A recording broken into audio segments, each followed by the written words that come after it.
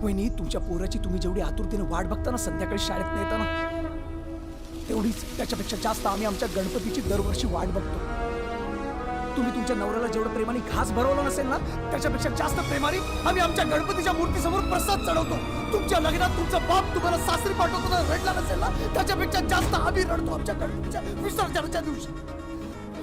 जाऊ दे, पहिला तुमच्याशी बोलण्यात काय, तुम्हाला काय पडले गणपतीची? गणपती आला काय आणि गेला काय? फक्त डोंगराला पायलून पळत या आरतीचा मान घ्यायला. तूच माझी आई देवा, तूच माझा बाप.